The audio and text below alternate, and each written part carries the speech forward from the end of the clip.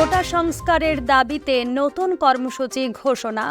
সংসদে আইন পাশ করে কোটা সংস্কার না করা পর্যন্ত আন্দোলন ও কর্মসূচি চালিয়ে যাওয়ার ঘোষণা দিয়েছে বৈষম্য বিরোধী ছাত্র আন্দোলন।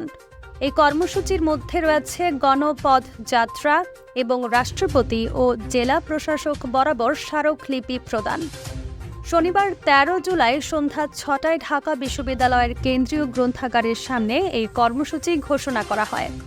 বৈষম্য বিরোধী ছাত্র আন্দোলনের অন্যতম সংগঠক আবু বকর মজুমদার বলেন, কোটা সংস্কারের দাবিতে চলমান আন্দোলনের অংশ হিসেবে আমরা এখনও পর্যন্ত কোনো আশ্বাস পাইনি।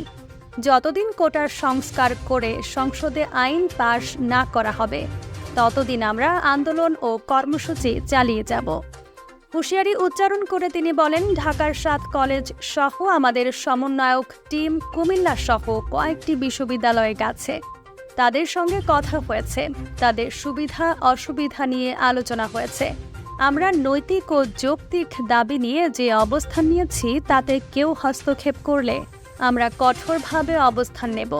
বৈষম্য বিরোধী ছাত্র আন্দোলনের অন্যতম সংগঠক হাসনাত আবদুল্লাহ বলেন, রোববারের ১৪ জুলাই কর্মসূচি হিসেবে ক্লাস ধর্মঘটের পাশাপাশি জাতীয় সংসদে জরুরি অধিবেশন ডেকে সরকারি সব চাকরিতে সব গ্রেডে কোটার যৌক্তিক সংস্কারের লক্ষ্যে রাষ্ট্রপতি বরাবর স্মারকলিপি পাঠানো হবে।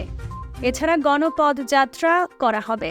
বেলা ১১টায় ঢাকা বিশ্ববিদ্যালয়, ৭ কলেজ, কৃষি বিশ্ববিদ্যালয় সহ ঢাকার আশেপাশে সব বিশ্ববিদ্যালয়ে এই গণপদযাত্রায় অংশ নেবে।